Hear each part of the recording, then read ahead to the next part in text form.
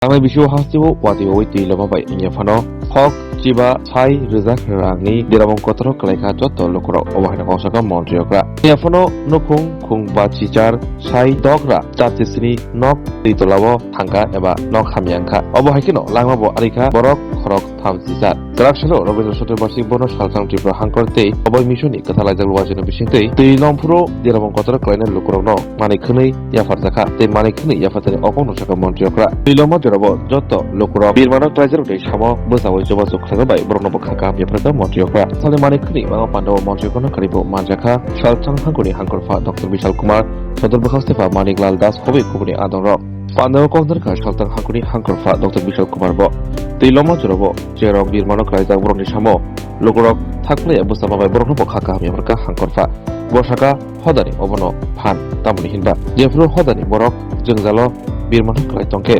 আজরবতে খরচা সুবাসু ইয়াক ফলো করি এখানে আপনারা 2024 অগাস্ট মাসে যে বন্যার পরিস্থিতি হয়েছিল আমার মনে হয় ত্রিপুরাতে এত মারাত্মক আকারে এই ধরনের বন্যা আমরা কখনো আমরা দেখিনি এবং যখন আমার মনে আছে 19 আগস্ট আমি দিল্লিতে ছিলাম সেখানে মাননীয় আমাদের গৃহমন্ত্রীজির ওখানে আমার মিটিং হচ্ছিল উনি জিজ্ঞেস করছিলেন যে ত্রিপুরার কিরকম বৃষ্টিপাত কিরকম হচ্ছে মানে বৃষ্টি অন্যান্য রাজ্যের মধ্যে অনেক দেরিতে মেইন ল্যান্ড যেগুলো আছে নর্থ ইস্ট বাদে সব জায়গায় কিন্তু বৃষ্টিপাত অনেক দেরিতে হয় বা অনেক সময় বৃষ্টিপাত কম হয় তো অনলি বৃষ্টিপাতের জন্য উনি জিজ্ঞেস করছিলেন কিরকম হচ্ছে তো আমার কাছে 19 তারিখেই কিন্তু একটু মানে বুঝতে পারছিলাম কিছু একটা হচ্ছে আমি বললাম বৃষ্টি তো হচ্ছে কিন্তু মনে হচ্ছে বিশাল আকারে বৃষ্টি হবে তো 19 তারিখ যখন আমি আগরতলায় ডাইরেক্ট চলে আসি আসার পর 20 তারিখ সকালে খুব সম্ভব তো আমি এই অবস্থা দেখে আমি আমাদের এয়ারপোর্ট থেকে আমি চলে আসি একটা মিটিং করি আমার ওয়ার রুমে সমস্ত লাইন ডিপার্টমেন্ট চিফ সেক্রেটারি থেকে শুরু করে সবাই সাথে কথা বললাম যে আমাদের কি করণীয় তো সেইভাবে কিন্তু সমস্ত মানে আমাদের ডিস্ট্রিক্ট ম্যাজিস্ট্রেট এবং আমাদের যারা অফিসাররা আছেন লাইন ডিপার্টমেন্টের সবাই কিন্তু ঝাঁপিয়ে পড়েছে কিভাবে এই বিপর্যয় থেকে আমরা নিস্তার পেতে পারি সাধারণ মানুষকে নিস্তার দিতে পারি সেই বিষয়ে প্রতিদিন আলোচনা হয়েছে এবং আমরা কিন্তু এই ধরনের যারা অভয় মিশনের মতো যারা স্বেচ্ছাসেবী সংগঠন তাদের মতো সংগঠন তারাও কিন্তু আমাদের সাথে কাঁধে কাঁধ মিলিয়ে এই যে নিস্তার পাওয়ার যে বিষয় এই বিপর্যয় থেকে সেটা কিন্তু ওনারা কাজ করেছেন এর জন্য আমার গভর্নমেন্টের তরফ থেকে ব্যক্তিগত তরফ থেকে ওনাদেরকে আমি ধন্যবাদ দিতে চাই গত বছর এই যে আমেরিকার ইন্ডিয়ান ফাউন্ডেশন ওনারাও অভয় মিশনের সাথে যুক্ত আমরা সবাই জানি যে এই প্রায় 5600 যে ক্ষতিগ্রস্ত পরিবার বিভিন্ন ত্রাণ সামগ্রী বিতরণ উদ্দেশ্যে ওনারা এই অভয় মিশন এবং আমেরিকার ইন্ডিয়ান ফাউন্ডেশনে ওরা নিজেরা কিন্তু ওই হেল্প করেছেন প্রায় 5600 ক্ষতিগ্রস্ত পরিবারকে এখানে বিস্তারিত আলোচনা হয়েছে যে বন্যাত্তরের পরে কি কি করা উচিত ত্রাণ সামগ্রীর লিস্ট উনি এখানে আমাদের সামনে রেখেছেন তো আমাদের কেন্দ্রীয় সরকারও আমাদের হেল্প করেছেন এখান থেকে এয়ারফোর্স থেকে শুরু করে এয়ারফোর্সের যারা ছিলেন তাদের এনডিআরএফ এসডিআরএফ সবাই মিলে আপদা মিত্র এবং ভলেন্টিয়ার যারা আছে সবাই মিলে কিন্তু কাজ করেছে এবং আমার সত্যিই এক এক সময় অবাক লাগে বিপদের সময়ে আমাদের ত্রিপুরার যেভাবে আমি দেখলাম মানুষ মুখ্যমন্ত্রীর ত্রাণ তহবিলে মানে সাহায্যের হাত বাড়িয়ে দিয়েছে আপনারা সবাই দেখেছেন কিভাবে মানুষ চলে এসেছে এটা কিন্তু একটা আমার মনে হয় যে একটা এক্সাম্পল হয়ে থাকবে আগামী দিনে এবং ছোট ছোট বাচ্চার থেকে আরম্ভ করে স্কুল কলেজের যারা স্টুডেন্ট তারা এসছে বিভিন্ন স্বেচ্ছাসেবী সংগঠন এসছে যারা কর্মচারীরা আছেন তারা এসছে বিভিন্ন স্তরের কলেজের থেকে এসছে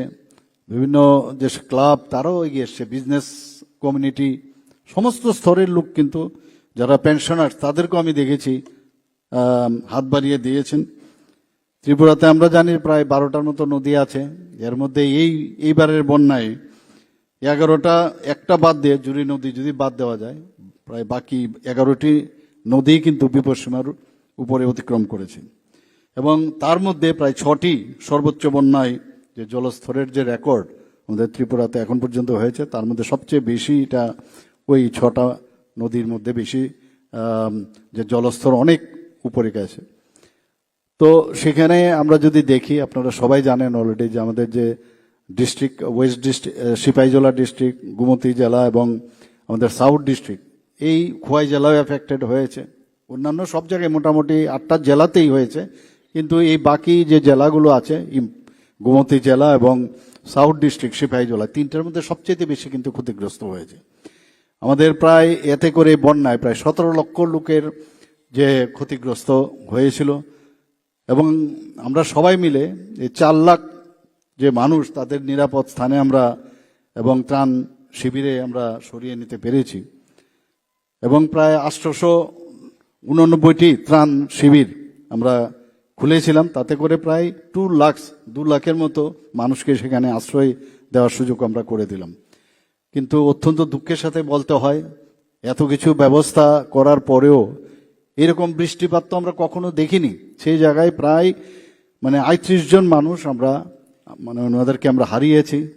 58,687টি বাড়ি ক্ষতিগ্রস্ত হয়েছে। এবং এর যে যখন আমাদের অফিসাররা ওদেরকে বললাম যে আপনারা দেখুন কিরকম ক্ষতিগ্রস্ত, ক্ষতির পরিমাণ কি, প্রায় 15,000 কোটি টাকা আমাদের লস হয়েছে। আমরা দিল্লিকে জানিয়েছি, মাননীয় প্রধানমন্ত্রীজির সাথে আমি কথা বলেছি, আমাদের গৃহমন্ত্রীজির সাথেও কথা বলেছি। উনি সাথে সাথে আমাদের এখানে এক তো হেলিকপ্টার আমাদের পাঠিয়েছেন, এনডিআরএফ টিম পাঠিয়েছেন, এসডিআরএফ টিম পাঠিয়েছেন, সেখানে আমাদের এয়ার লিফটিং করে খাদ্য সামগ্রী পৌঁছিয়ে দেওয়ার সব ব্যবস্থা করেছেন। কিন্তু আমরা বললাম এখন তো আমাদের সাহায্য, আর্থিকভাবে আমাদের হেল্প করতে হবে। তো ইন্টার ডিপার্টমেন্টাল যে টিম, সেটা দুবার এখানে এসছে। তারা আমরা যেটা দিয়েছি তাদের সাথে মিলে ওনারা দেখেছেন যে কত ক্ষতি হয়েছে। তো সেই বিষয়ে আমি দিল্লির সাথে বারবার কথা বলছি যে আমাদের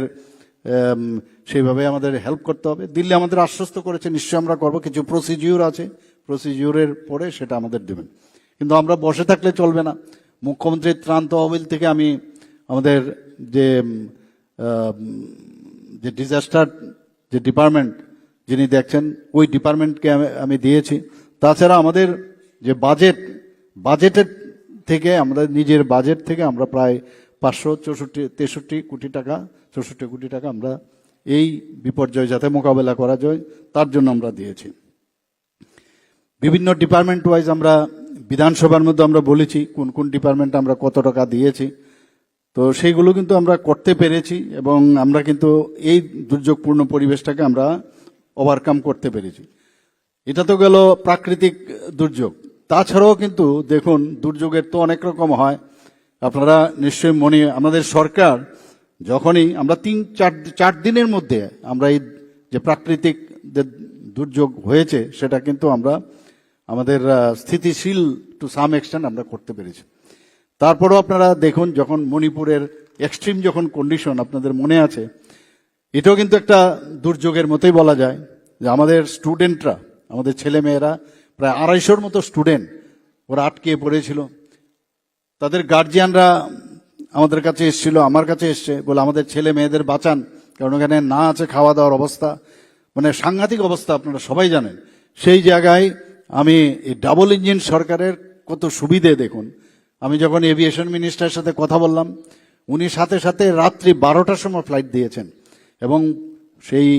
রাত্রি 12টার ফ্লাইট এবং সকালবেলার ফ্লাইট মিলিয়ে আমরা প্রায় 250-র উপরে স্টুডেন্টদের অক্ষত অবস্থায় তাদেরকে আমরা ত্রিপুরাতে নিয়ে আসি এবং সম্পূর্ণ আমাদের রাজ্য সরকারের নিজ খরচে আমরা কিন্তু সেটা আমরা করতে পেরেছি। তো এটাও কিন্তু একটা দুর্যোগ, এটা আমার মতে আর কি মনে হয় এই ধরনের অবস্থার মধ্যে আমরা কি করে মানুষের যখন সমস্যা হবে, সমস্যার কাছে হাত বাড়িয়ে দেওয়াটাই হচ্ছে ইম্পর্টেন্ট।